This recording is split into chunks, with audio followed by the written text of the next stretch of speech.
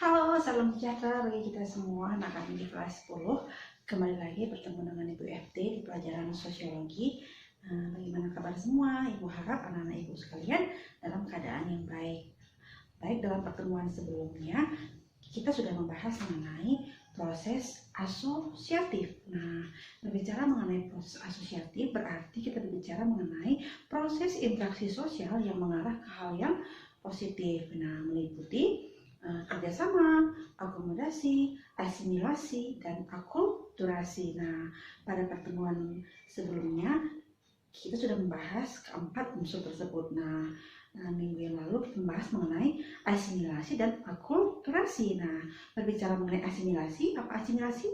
Perpaduan dua kebudayaan yang berbeda melahirkan budaya yang sangat baru dan menghilangkan unsur yang lama. Nah, sedangkan akulturasi yaitu hampir sama dengan asimilasi, bedanya kalau akulturasi, nah perpaduan dua unsur budaya yang berbeda bersatu melahirkan budaya yang baru tetapi masih memperlihatkan budaya aslinya. Nah, itu adalah mengenai asimilasi dan akulturasi. Nah, kali ini kita akan masuk mengenai proses disosiatif. Nah, pada sebelumnya Ibu sudah jelaskan bahwa dalam proses interaksi sosial terdapat dua proses secara garis besarnya, asosiatif dan disosiatif. Nah, kali ini kita akan membahas mengenai disosiatif.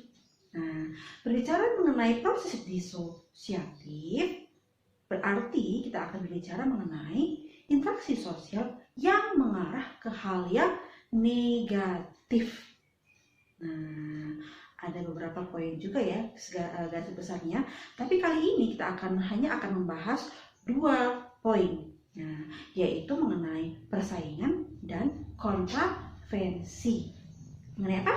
Persaingan dan kontravensi.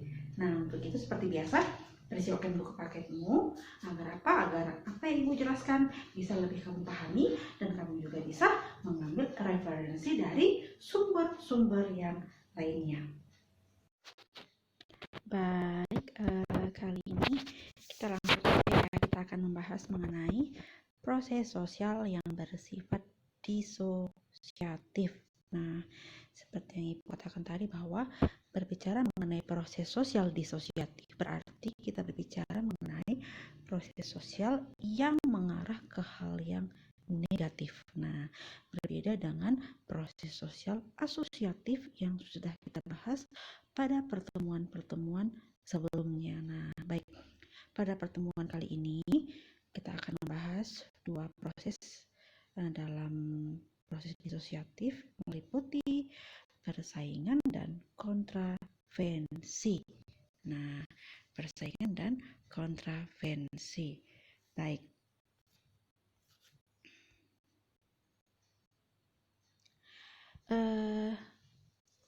Persaingan. Nah, persaingan atau kompetisi adalah suatu proses sosial di mana orang secara perorangan atau kelompok bersaing mencari keuntungan untuk mencapai tujuan tertentu tanpa mempergunakan ancaman atau kekerasan. Nah, kalau berbicara mengenai persaingan berarti kita berbicara mengenai usaha individu atau kelompok untuk meraih sesuatu.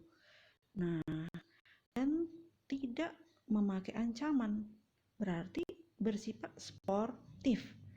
Itu sering kita laksanakan ya dalam kegiatan porseni, dalam kegiatan kita melaksanakan kejuaraan olimpiade misalnya. Nah, kita itu lalu tentu kita bersaing. Nah, tapi kita sportif. Nah, sama juga dalam meraih juara kelas. Nah, bersaing secara sehat. Nah, sehingga persaingan ini memang ya bisa dikatakan suatu bentuk perlombaan oleh individu atau kelompok untuk meraih sesuatu tetapi secara sehat. Nah, ataupun sportif. Nah, ya. Baik. Sekarang kita lihat ada contoh-contoh persaingan. Nah, yang pertama apa itu?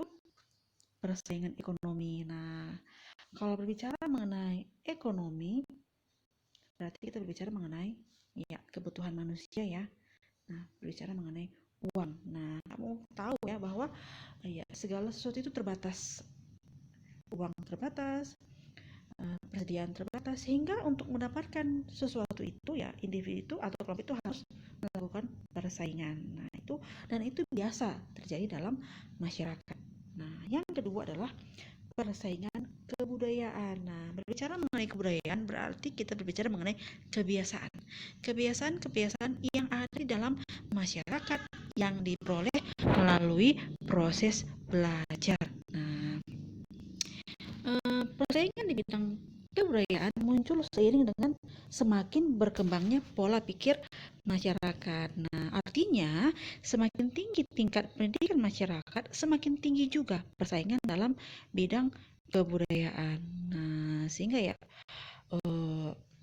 itu memang ya wajar terjadi dalam masyarakat. Nah, bisa kamu lihat ya, misalnya kita lihat di stasiun-stasiun TV. Nah, bagaimana itu misalnya ya kita bandingkan antara siaran yang ada di RCTI, di SCTV, di ANTV. Nah, mereka itu masing-masing ya saling bersaing.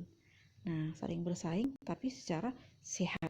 Nah, ingat kebudayaan berarti adalah kebiasaan yang diperoleh masyarakat melalui proses belajar. Kebiasaan itu juga meliputi beberapa unsur ya, itu akan kita bahas di kelas 11 semakin mendalamnya. Yang berikutnya adalah persaingan kedudukan atau peranan. Nah, ya. Bagaimana menurut kamu? Nah, kalau bicara mengenai kedudukan atau peranan, nah, setiap orang pasti ingin mempunyai kedudukan yang bagus atau peranan yang bagus. Nah, sehingga ya masing-masing orang itu harus bersaing, harus memperjuangkan agar mereka bisa sampai di posisi yang mereka inginkan. Nah, tapi secara sehat atau secara sportif. Nah, berikutnya adalah persaingan ras. Nah, apa itu ras? Berbicara mengenai ras berarti kita akan berbicara mengenai perbedaan fenotip atau berdasarkan unsur fisik. Kalau berbicara mengenai ras berarti kita berbicara mengenai perbedaan warna kulit. Nah, dalam persaingan ini dasarnya adalah ya seperti yang saya bilang tadi, perbedaan secara fisik seperti warna kulit, bentuk tubuh, tinggi badan, dan lain sebagainya. Nah, ingat ya ada ras mongoloid, ras kaukasoid, dan ras negroid. Nah, dan itu juga dilakukan secara sportif ataupun ya secara sehat. Nah, dan ini persaingan ini ya biasa dan memang ya sering terjadi di dalam kehidupan bermasyarakat.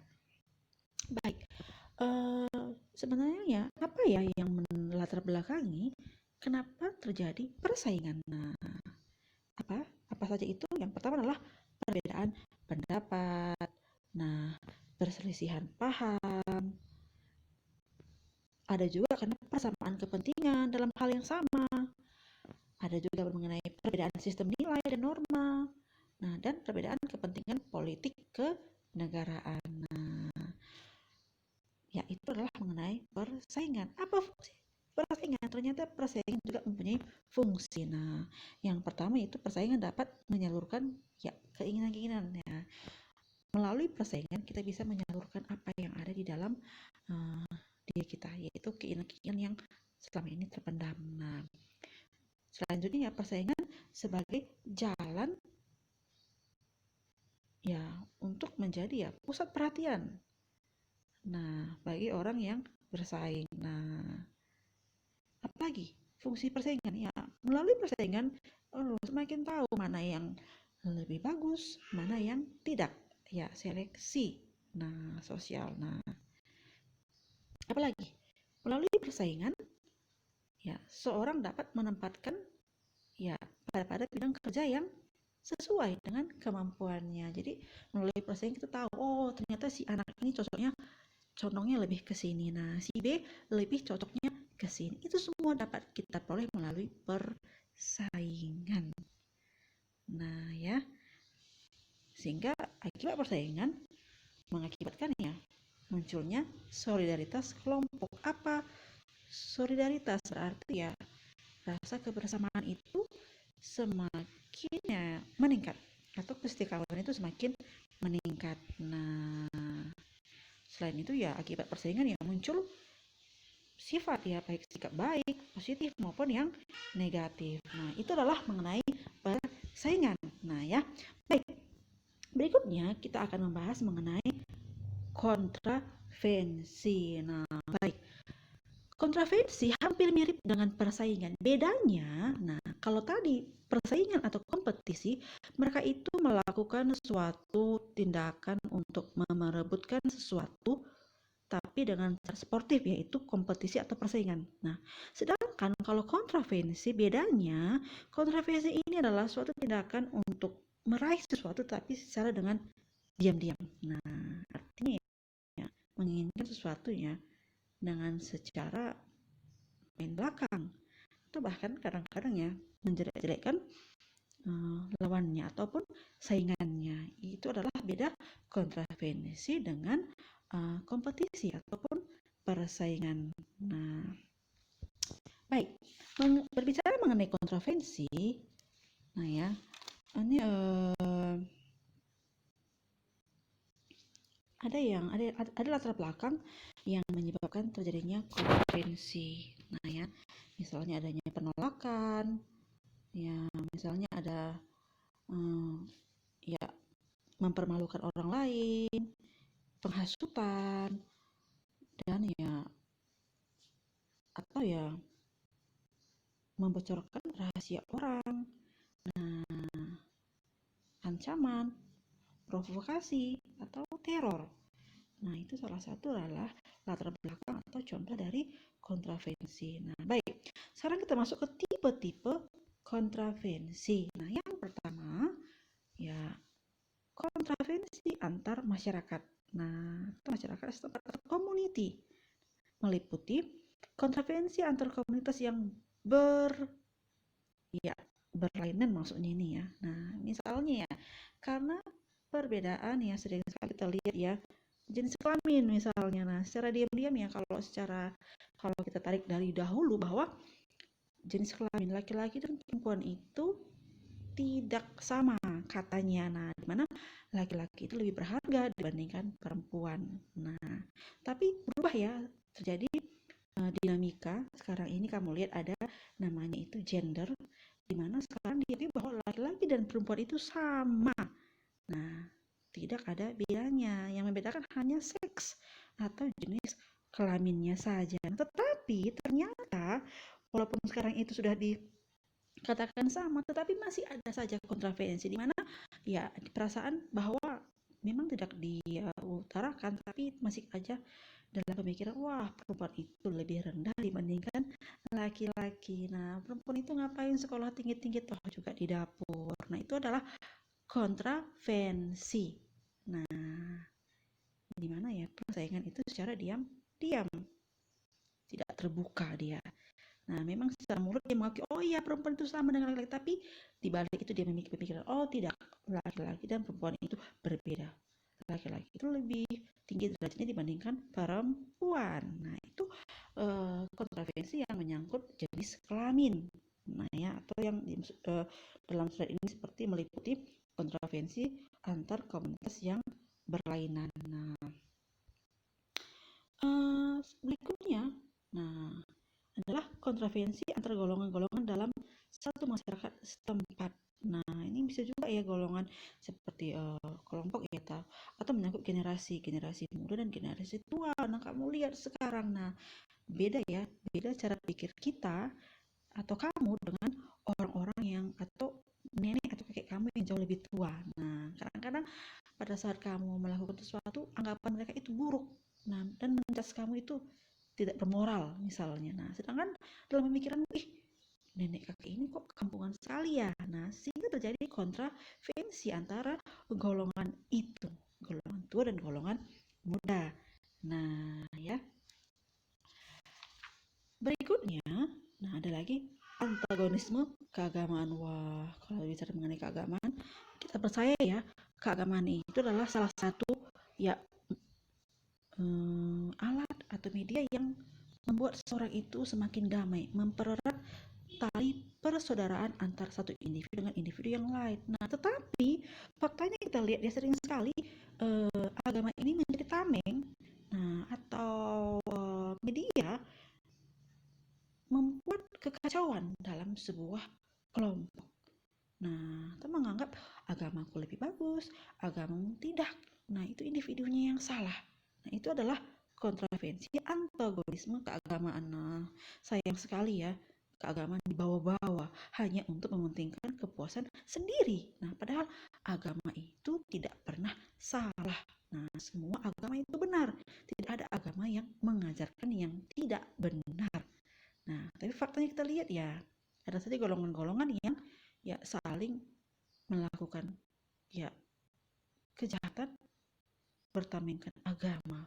Nah, itu tidak boleh kita lakukan ya anak-anak ibu sekalian. Nah, yang berikutnya adalah kontravensi intelektual. Nah, berbicara mengenai kontravensi intelektual, ini sikap membanggakan diri sendiri terhadap orang lain yang memiliki latar belakang pendidikan dan pengetahuan yang rendah. Wah, ini itu sombong ya.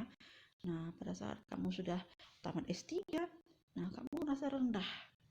Nah, tapi dalam hati kamu, wah, apapun kamu bilang, sayang lebih tinggi pendidikannya dibanding kamu. Nah, itu kontravensi intelektual. Nah, dan yang terakhir adalah kontravensi oposisi moral. Nah, ini adalah ya berkaitan dengan kebudayaan atau kebiasaan yang di dalamnya terdapat adanya sistem nilai yang menyangkut moral masyarakat. Nah, kembali lagi ya, misalnya antara suku Batak dengan suku Jawa, nah mungkin terjadi kontravensi. Nah, mengenai kebudayaan atau kebiasaan-kebiasaan yang ada pada masyarakat Batak atau masyarakat Jawa. Nah, baik anak-anak ibu sekalian, itulah mengenai proses disosiatif yang meliputi persaingan, nah dan kontravensi ataupun contravention. Nah, dan untuk itu ibu harap ya anak-anak ibu sekalian lebih paham dan anak-anak ibu sekalian juga mencari referensi-referensi yang lain